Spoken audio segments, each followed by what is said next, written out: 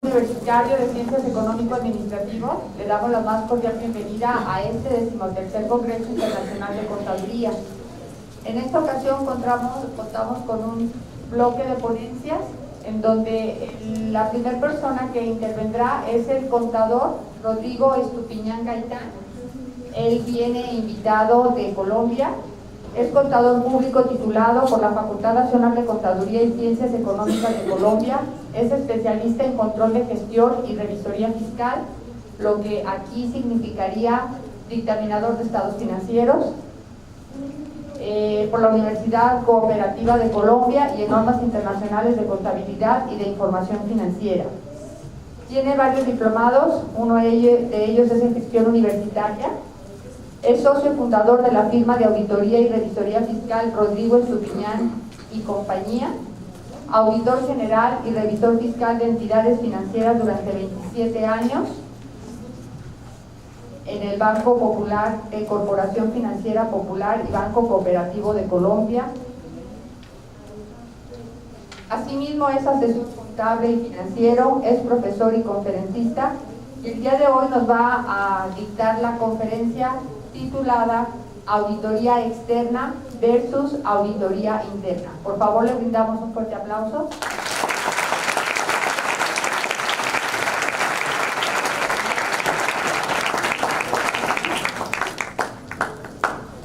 Muy buenas tardes. Es un placer estar por acá en México. Gracias por la invitación por parte de la Universidad y de Ediciones ECOE, quien soy el autor de 8 libros actualmente,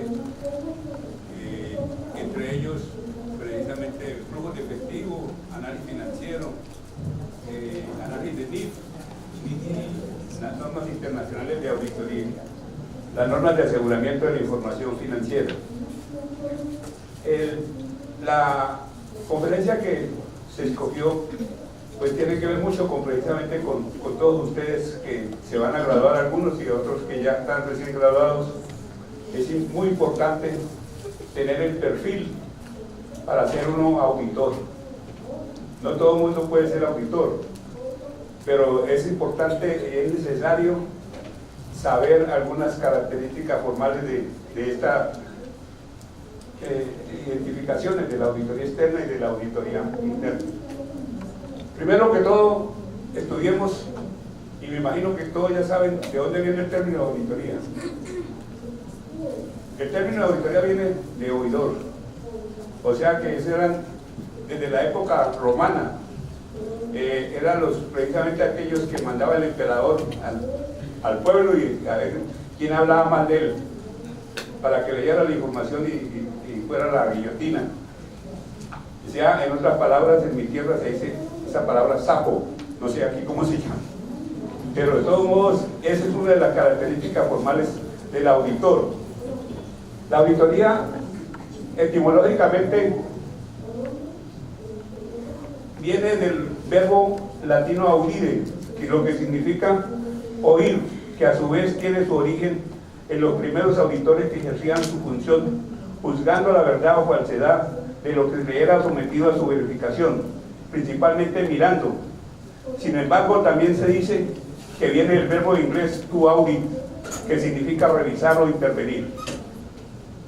Generalmente es la acción de verificar que un determinado hecho o circunstancia ocurra de acuerdo a lo planeado, pero si se habla de la auditoría de una organización, se refiere a las pruebas que se realizan a la auditoría de una organización, se refiere a las pruebas que se realizan a la información financiera, operacional y o administrativa, con base en el cumplimiento de las obligaciones jurídicas o fiscales, así como de las políticas y lineamientos establecidos por la propia entidad de acuerdo a la manera en que se opera y se administra. Ahí precisamente usted ve una diapositiva donde se ve claramente la etimología del término de auditor, y está antes dirigida principalmente a los auditores eclesiásticos, auditores militares, los auditores de organización jurídica, auditores médicos, auditores contables, auditores informáticos, y otros términos que precisamente que vale la pena profundizar, es el verbo auditar. ¿Qué significa el verbo auditar?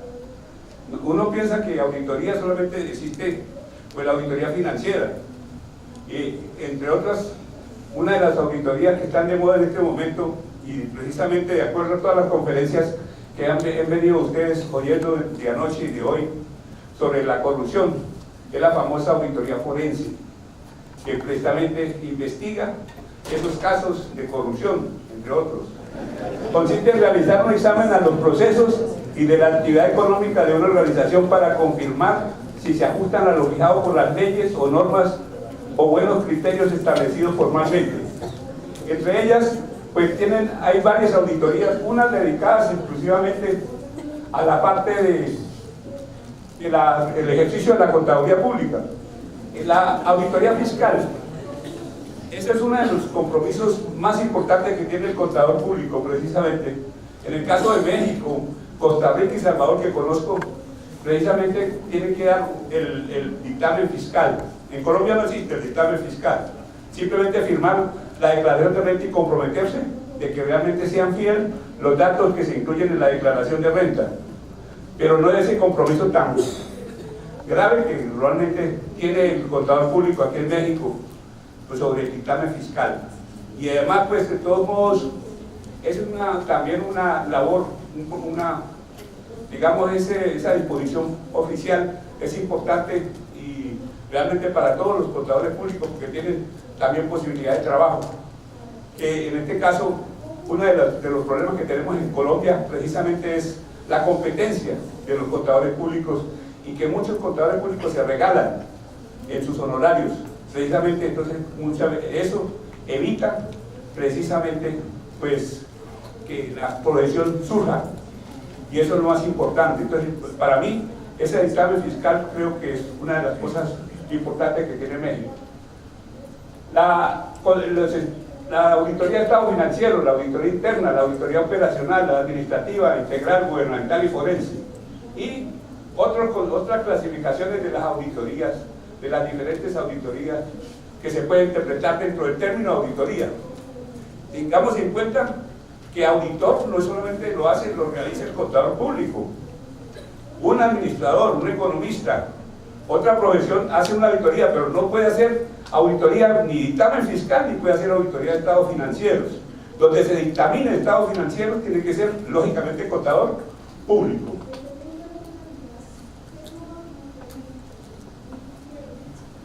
Ya hablando específicamente de auditoría y con relación a los cambios que han habido a partir del año, precisamente como el año 2004 exactamente, de la convergencia internacional, el nacimiento de las NIF, de las normas internacionales de información financiera, nacen las NAI, las normas de aseguramiento de la información, precisamente porque donde existe la construcción de una contabilidad, tiene que existir también, lógicamente, quien la verifique, y por eso cuando se habla de NIF, también están relacionados con el término de NAI, normas de aseguramiento de la información, y para que no nos equivoquemos, dentro de esas NAI están precisamente, todo el mundo confunde las NAI con las NIA. Las NIA, normas internacionales de auditoría, solamente es una parte de las normas de aseguramiento de la información. Y este término, que precisamente está muy relacionado y con los cambios que tiene la normatividad internacional, es los servicios de aseguramiento, que los servicios de aseguramiento no están dirigidos exclusivamente para la auditoría externa, sino es fundamental para la auditoría interna, como ustedes se van a dar cuenta ahorita en la definición, porque las normas de auditoría interna se dividen en dos, en normas de aseguramiento y normas de asesoría o de apoyo directamente a las entidades. ¿Qué son servicios de aseguramiento? Son servicios profesionales independientes que mejoran la calidad de la información o su contexto, para los que toman decisiones, incluyen muchas áreas de información, tales como las áreas no financieras. Es decir, para el auditor externo, una de las características fundamentales es la información financiera. En cambio, para el auditor interno también influye las características no financieras, no solamente la financiera. Cuando hablamos de financiera, estamos hablando específicamente de qué. de estados financieros.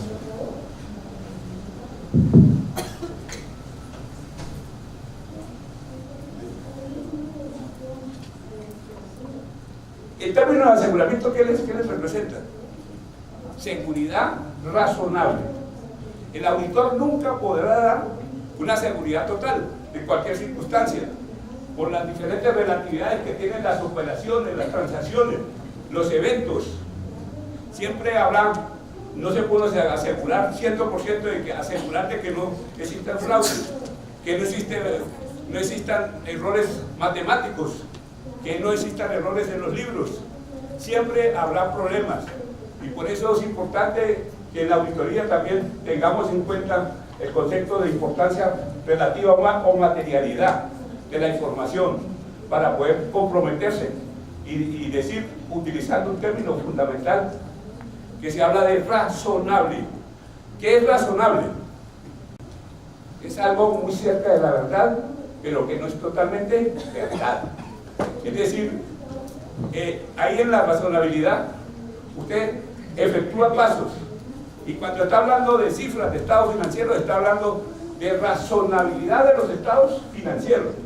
Pero cuando usted está hablando de control interno, de riesgos, está hablando de seguridad razonable de los eventos, de las transacciones, pero no seguridad. Acuérdense bien, uno no puede decir que la contabilidad es totalmente real.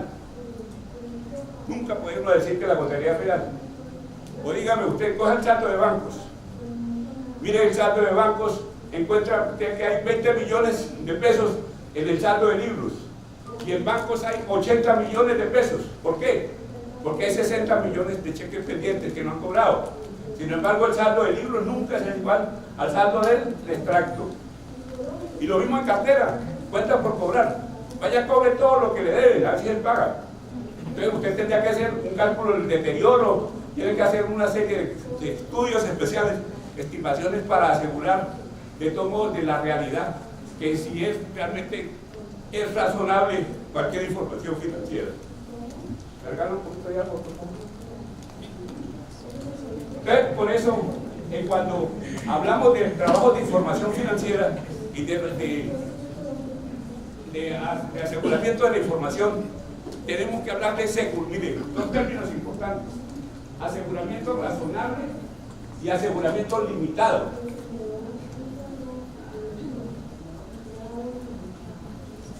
Cuando hablamos de aseguramiento razonable, estamos hablando, sí, precisamente de auditoría interna y de auditoría externa, porque nos estamos efectuando los trabajos de auditoría, los procedimientos que consideremos necesarios en las circunstancias para asegurar que exista esa seguridad razonable. Pero también hacen, y ustedes tienen la posibilidad de tener trabajos especiales, como una elaboración de presupuesto, una revisión de declaraciones de renta, una participación en un inventario. Es decir, ahí usted va a utilizar términos de auditoría de revisión, o sea, no auditoría como tal de términos de aseguramiento, sino normas de revisión. Y las normas de revisión entonces se llamaría aseguramiento limitado. Pero tengan en cuenta lo siguiente, que no todos los trabajos que realizamos los auditores, ya sea como auditor interno, ya sea como auditor externo, o mejor, lo que realicemos en este caso nuestro particular, los contadores públicos, no son todos trabajos de aseguramiento. No todos el hecho de que usted haga una auditoría es un trabajo de aseguramiento, no. Siempre habrá aseguramiento, cuando existe seguridad razonable. Miren ahí en la diapositiva cuáles son aquellos trabajos que no se consideran como aseguramiento. Procedimientos previamente convenidos, compilación de información financiera, preparación de las declaraciones de impuestos que no expresan ningún atestiguamiento, trabajos de asesoría como administración o asesoría en impuestos. Por ejemplo, esos no son trabajos de aseguramiento. Hay que tener en cuenta cuando realmente es un trabajo de aseguramiento. Que la palabra aseguramiento viene de seguridad, como lo decíamos. ¿Por qué la convergencia internacional y la importancia de las NAI, de las normas de aseguramiento de la información, directamente y esa interrelación con las NIC? Porque el auditor, si ustedes se encuentran y se analizan, ya se profundizan los primeros colegas de contadores públicos y contadores profesionales, normalmente, ¿qué es lo que hacían? Una revisión total de la información, 100% de la información. Y después ya nacen las pruebas selectivas de auditoría, porque las empresas se amplían. Son muchas las operaciones que uno no podría hacer una revisión 100%. Lógico que si ustedes están de auditores o de, no sé cómo se llame, digamos, en auditorías pequeñas, que tengan todos los, que se pueda ver que los comprobantes en el mes son 20 o 30, perfectamente sí se puede hacer una evaluación total de la información, pero en una empresa de gran tamaño, lógicamente, o mediano tamaño, es imposible hacer una revisión total de la información. Entonces por eso nacen, y no sé, en el caso colombiano, por lo menos por norma, por ley de la República, se estableció ese procedimiento expreso de las pruebas selectivas de auditoría, para que ya en las partes judiciales no nos aseguraran, no nos incluyeran los auditores también, no nos comprometieran también con algunas investigaciones, porque nosotros no efectuamos revisión de determinado comprobante, sino que entonces utilizan, y hay que utilizar esos medios de las pruebas selectivas de auditoría. No obstante, hay que tener en cuenta que las pruebas selectivas no se pueden abusar, que a veces las pruebas selectivas de auditoría hay muchos, y en mi caso, y se explicó ahora en la presentación, el caso de la revisoría fiscal en Colombia. La revisoría fiscal en Colombia es ser un auditor externo, o sea, un auditor financiero, que es aquí el término, ¿no? Auditor financiero. Pero la revisoría fiscal tiene mucho más el concepto colombiano que el mismo auditor financiero, porque el compromiso del revisor fiscal no es solamente auditoría de los estados financieros, sino que tiene compromiso sobre la auditoría de cumplimiento, sobre la auditoría de control interno y sobre la auditoría de gestión. Tiene que comprometerse también e investigar los actos de los administradores. Eso lógicamente no está incluido directamente dentro de la parte de la auditoría financiera. Sin embargo, con los problemas de la ley de los líos de la Enron, de la WorldCom, de todo esto que pasó en el del año 2000, ¿no? Exactamente. Todos esos problemas, pues llevó a que también se comprometiera el auditor externo con el control interno. Y así también compromiso directamente a los directores de las empresas para que se comprometieran que existiera un adecuado control interno, y posteriormente nacen todos esos conceptos nuevos también de administración del riesgo. También el compromiso nuevo de la administración del riesgo, y precisamente es una de las partes que cambia también la auditoría.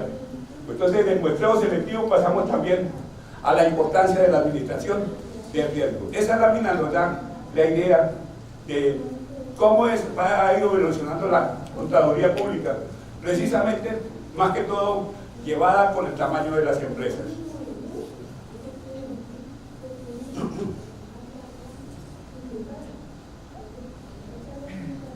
Empecemos a mirar esas diferencias.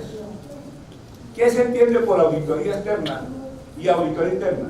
Todas esas auditorías que vimos, que toda esa lista que hicimos, incluyendo auditoría forense, auditoría administrativa, auditoría informática, auditoría web, todas esas normas de auditoría, todos esos conceptos de auditoría, pueden ser desarrolladas por auditoría externa y por auditoría interna.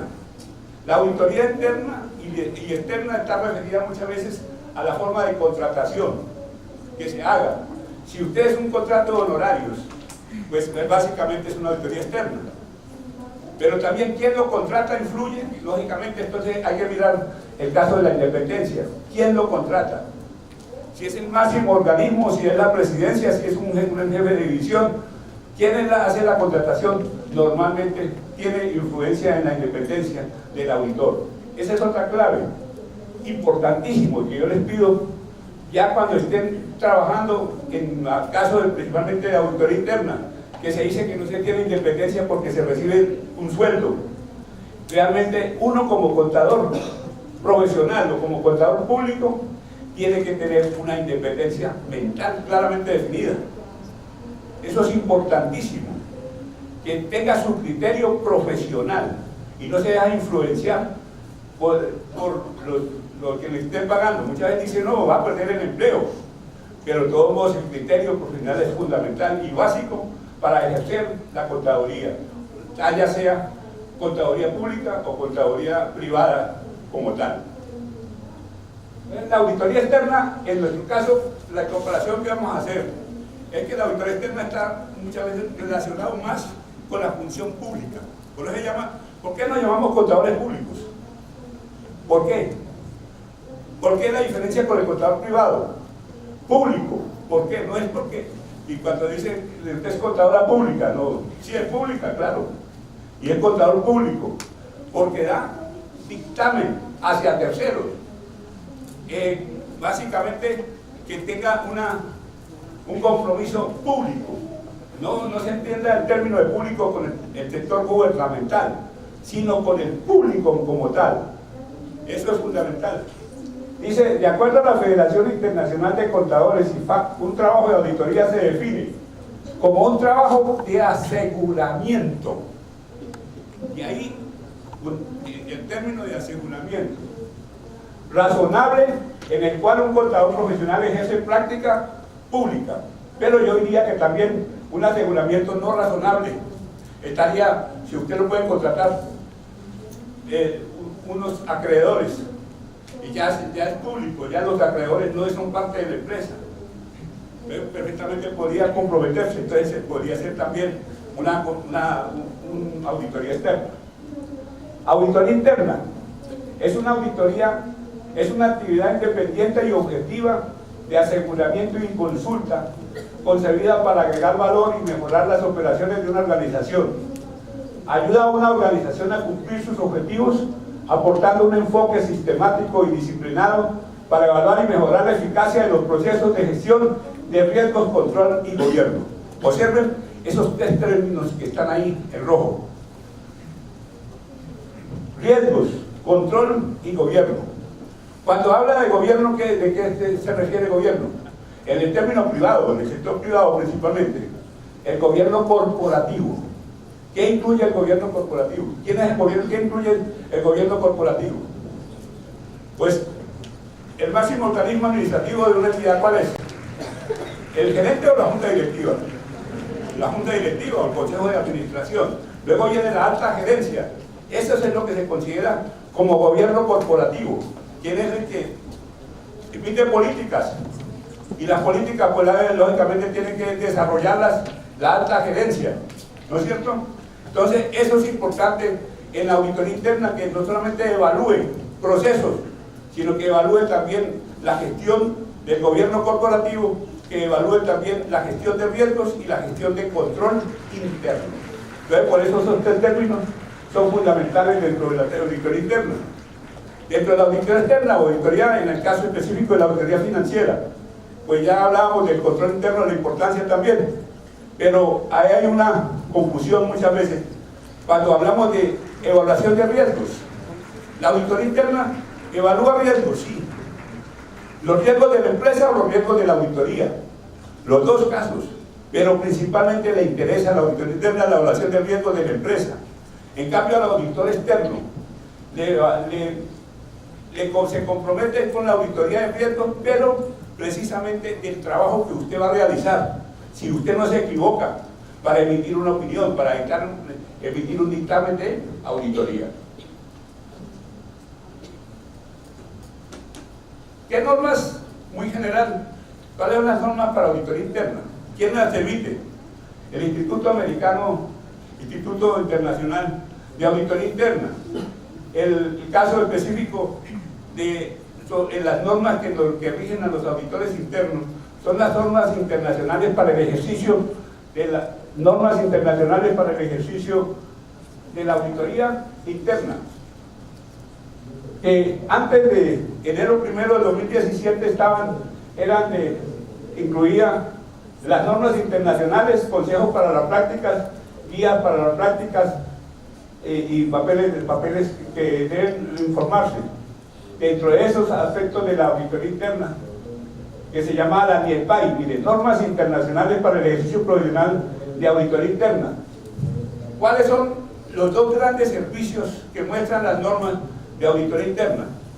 Ahí empieza otra vez, por eso yo decía, y le insisto con el término de aseguramiento, que el término de aseguramiento no es aplicable solamente para la auditoría externa, sino también es aplicable lógicamente para la auditoría interna. Miren la definición, ¿cuáles son las dos funciones principales o servicios que presta la auditoría interna?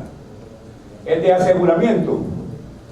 Los servicios de aseguramiento comprenden la de efectuar una evaluación objetiva de las evidencias efectuadas por los auditores internos para proporcionar una opinión o conclusión independiente respecto de un proceso, sistema o procedimiento. Entonces, acuérdense en caso de auditoría interna, procesos, revisión de los procesos, cómo se compra, cómo se vende, cómo se administra personal. Son funciones expresas de la auditoría interna. El auditor externo, el director financiero, no se va dirigido a esa parte, sino a la parte de la razonabilidad de los estados financieros. Los servicios de consultoría son por su naturaleza consejos y son desempeñados a pedido de un cliente con grados estrictos de objetividad, sin asumir responsabilidad de gestión. Esa es, entonces, dentro del concepto de la definición de auditoría interna. Las diferentes normas de auditoría interna se dividen en normas sobre atributos, tratan de las características de las organizaciones y los individuos que desarrollan actividades de auditoría interna, y se dividen en propósito de autoridad y responsabilidad, la independencia y objetividad, pericia y debido cuidado, desarrollo profesional continuado.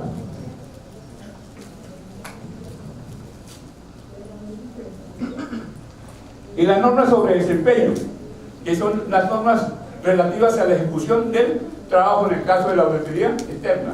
Entonces, ahí tenemos la administración de la actividad de auditoría interna, la naturaleza del trabajo, planificación del trabajo, desempeño del trabajo, comunicación de resultados, supervisión de resultados, decisión de adaptación a los riesgos de la dirección.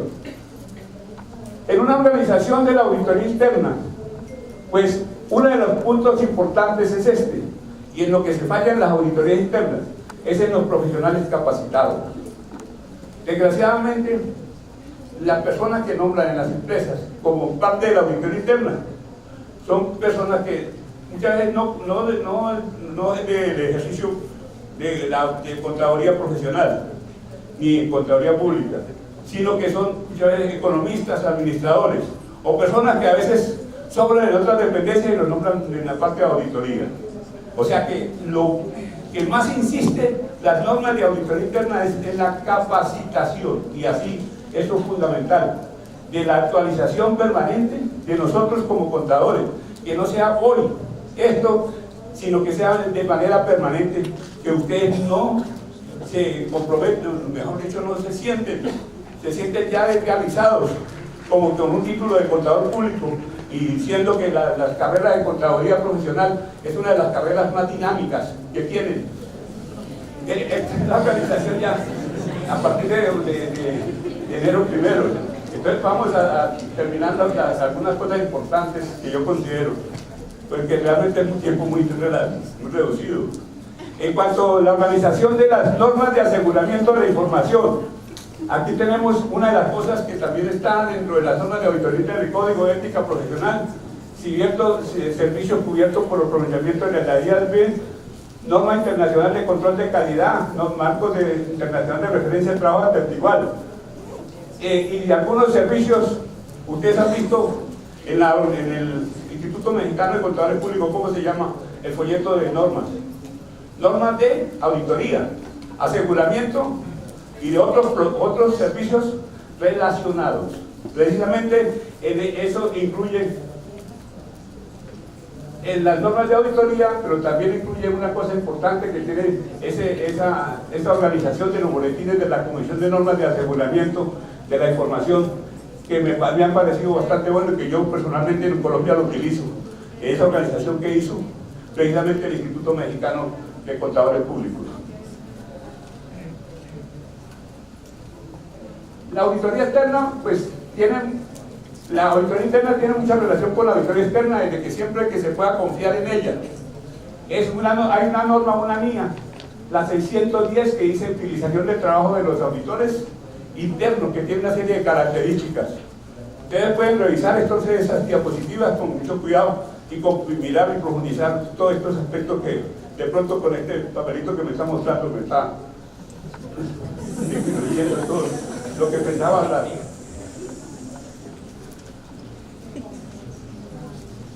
Diferencias entre la auditoría interna y la auditoría externa. Tenemos auditoría interna y auditoría externa. Objetivo: analizar y mejorar los controles y el desempeño en la auditoría interna. Expresar una opinión sobre el estado financiero. Alcance: operaciones de la organización, informes financieros fiscales, habilidades interdisciplinarias, contabilidad, finanzas, impuestos, periodo, presente, futuro y en curso. En la auditoría externa, pasado, en un momento determinado. Audiencia principal, consejo de administración, dirección ejecutiva. En cambio, la auditoría externa son los inversores, el interés público. Las normas, ya dijimos, las normas de ejercicio para el ejercicio profesional de la auditoría interna y los principios de auditoría generalmente aceptados, las normas de auditoría generalmente aceptados, las NAI o informe general. El énfasis: fortalecer y proteger el valor de la organización y declaración razonable de los estados financieros. Relación laboral: empleado de la organización, un contratista independiente. Pero de todos modos, yo no quería, por esos 5 minutos que me regalen, y quiera 5 más, pero de todos modos, este término, aseveraciones, ¿qué le indica a ustedes? ¿Qué son aseveraciones? ¿Qué se entiende por aseveraciones? Es un término importantísimo tanto para el auditor interno como para el auditor externo. ¿Qué es lo que hace el auditor? Es verificar las declaraciones que da la administración.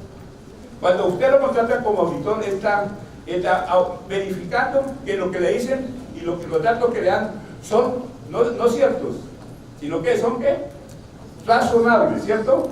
Entonces las aseveraciones es importante. ¿Qué son las aseveraciones?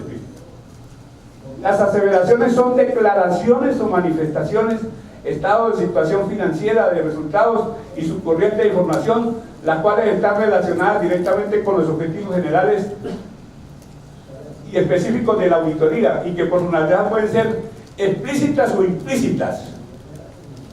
Usted va a revisar, cuando revisa bancos, explícitamente, ¿qué está revisando? Que el saldo coincida con los extractos, ¿no es cierto? Pero además, implícitamente, ¿qué está diciendo? Que los saldos sí existen, que es dentro de su poder, de su propiedad, que tienen disponibilidad inmediata. Entonces, usted cuando está dando una opinión de cualquier cifra de los estados financieros, está dando una razonabilidad de los estados financieros, pero atrás incluye una serie de compromisos y de responsabilidades que debemos tener en cuenta cuando se da una opinión de esa naturaleza. Aquí un ejemplo de la administración. Asevera explícitamente que la empresa tiene derecho sobre el saldo disponible presentado en los estados financieros y asevera implícitamente que el monto está en forma de efectivo o depósitos bancarios y que puede ser retirado en cualquier momento. Afirma explícitamente que el saldo presentado en los estados financieros de la propiedad, planta y equipo está tomado fielmente de libros y asevera implícitamente que los bienes existen, los derechos de propiedad relacionados pertenecen a la empresa y que los activos están valorizados conforme a las políticas de contabilidad generalmente aceptados, en este caso específicamente de las NIF. Pero aquí, pensemos un rato. ¿Cuántas clases de aseveraciones hay? Miren la lámina, por favor. 3 clases de aseveraciones. Entonces, usted me dice, ¿cuál de esas aseveraciones está relacionado con la auditoría externa y con la auditoría interna? La primera, aseveraciones sobre tipos de transacciones y hechos durante el periodo objeto de la auditoría. ¿A quién le interesan las transacciones y las operaciones de la empresa? ¿Al auditor interno le interesa? Sí, claro. Y al auditor externo. Usted puede dar un dictamen de estado financiero después de que pasaron las operaciones, pero usted como para poder dictaminar tiene que revisar las transacciones anteriores que están soportando el proceso de toda la contabilidad como tal, ¿cierto? No puede dirigirse solamente a esta parte, a la revisión de saldos, no, sino que tiene que revisar las transacciones. Entonces, fíjense que esas primeras aseveraciones están relacionadas con las dos auditorías, con la auditoría interna y con la auditoría externa. Y aseveraciones sobre saldos contables al cierre del periodo, ¿de quién es la responsabilidad? El contador público. Y esta última, aseveraciones sobre la presentación de información a revelar, también sobre el contador público, o sea, sobre la auditoría externa, en este caso particular que estamos nosotros asimilando.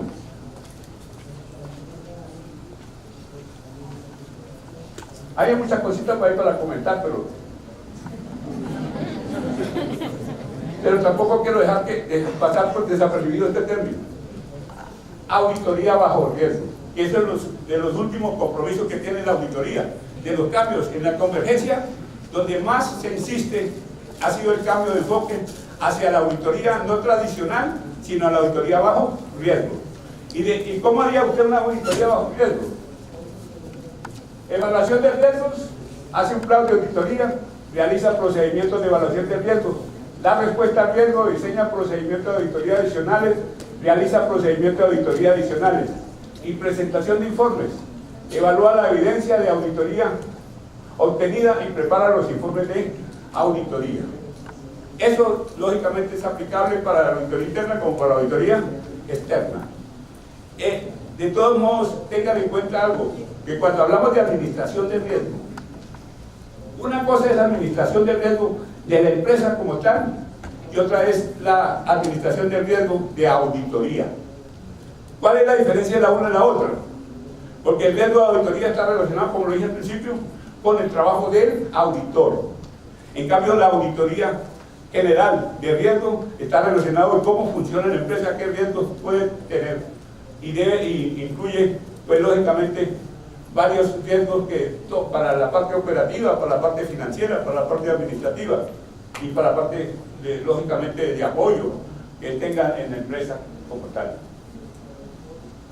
Entonces, dentro de esa auditoría de riesgo, acuérdense que cuando hablamos de auditor interno, de auditor externo, perdón, de contador público, tenemos que hablar de cuántos riesgos están relacionados con el riesgo de auditoría. Riesgo inherente, el riesgo de control y el riesgo de detección. ¿Sí se acuerdan todos de esos? ¿Se acuerdan de esos tres clases de riesgos para tener? ¿Cuál de esos tres riesgos está relacionado directamente con la empresa y cuál está relacionado con el auditor? El riesgo de control con la empresa. El riesgo, el otro riesgo que comenté, ¿cuál es? ¿Ah? No, ese es el último. El primero es el riesgo inherente. ¿De quién es el riesgo inherente? La responsabilidad. ¿O de dónde viene? De la empresa. El riesgo de control, de la empresa. Y el riesgo de detección, sí es del auditor. Es que uno diga algo que realmente creyó que era así, pero no era así. Así de fácil. Entonces, el riesgo de detección y el compromiso que tiene el auditor en la declaración de auditoría. Miremos las conclusiones. El cambio de enfoque. El auditor, ya sea como parte integral de una organización o como auditor externo, deberá cambiar los enfoques de sus trabajos hacia la auditoría bajo riesgos, ya que por los grandes problemas mundiales los controles internos de las empresas han requerido cambios relevantes hacia la administración del riesgo y la prevención de fraudes. Para ello han aparecido estándares internacionales hacia reformas de las actividades de control y de nuevos enfoques en la realización de las auditorías enfocadas hacia una planeación realizada bajo procedimientos de análisis de riesgo, incluyendo el riesgo de fraudes, y es así que tanto las normas de auditoría que aplican los auditores externos o internos han sido modificadas y enfocadas a realizarla bajo la auditoría de riesgo. Administración del riesgo empresarial. No alcancé a mostrar y a analizar el COSO, ¿no? Pero ya todos saben que es el COSO, ¿no? ¿Cuántas clases de COSO hay? COSO 1 y COSO 2. El costo 1 es relacionado con el control interno y el costo 2 con el RM. ¿Qué es el RM? La administración del riesgo. Y ese costo está relacionado con la profundización del auditor externo o con la empresa. Está relacionado con la administración de riesgo de la empresa como tal. El estándar internacional del costo ha desarrollado una estructura conceptual para la administración del riesgo empresarial denominada RM, sigla en inglés, y para el entendimiento de la formulación y seguimiento de un proceso básico de la administración del riesgo como apoyo al buen gobierno corporativo y mejores medidas de control de una organización. La gestión o administración del riesgo empresarial RM es un proceso estructurado, consistente y continuo a través de toda la organización para identificar, evaluar, medir y reportar amenazas y oportunidades que afecten el poder alcanzar el logro de sus objetivos estratégicos operativos de reporte y de cumplimiento. Creación de valor. Las empresas con ánimo o sin ánimo de lucro deben propender a crear valor a sus protectores, dueños o accionistas, así como la de enfrentar y superar las incertidumbres desafiándolas con preparación suficiente para poder proveer una estructura conceptual. Así la gerencia trata de manera efectiva la incertidumbre que representan los riesgos y oportunidades y así enriquecer su capacidad para generar valor, requiriéndose de varios componentes fundamentales que pueden determinar una adecuada seguridad razonable en cuanto al cumplimiento formal de sus objetivos propuestos en cualquier entidad, en cuanto a la estrategia, operaciones, reportes y cumplimiento de regulaciones y procedimientos internos. Auditoría interna. La auditoría interna, cuyo enfoque no es dirigido 100% a la presentación de los estados financieros. Pero uno dice, pero el auditor interno tiene relación con los estados financieros, no encamina. Pero las transacciones, ¿quién las revisa? Debe revisarlas, lógicamente, el auditor interno. Debe dar aseguramiento y por ende utilizar enfoque bajo riesgo para evaluar los procesos de una empresa y en especial en la parte documental o confiabilidad e integridad de las transacciones, cumplimiento de políticas y reglamentos, la salvaguarda de los activos, el uso económico y eficiente de los recursos, las metas y objetivos operativos establecidos. No pasar desapercibidos un punto importante para todos nosotros que tienen relación con un personaje mexicano, que cuando usted haga auditoría, usted no trague entero, que usted cuando haga auditoría mire el entorno, no se mire solamente las cosas del momento, no se dedique al computador solamente, sino mire lo que esté haciendo. Y que cuando uno está haciendo auditoría interna o externa, tiene que tener presente claramente y bien puestas esto. ¿Ustedes saben qué son esto? Las antenitas de vinilo del chapulín.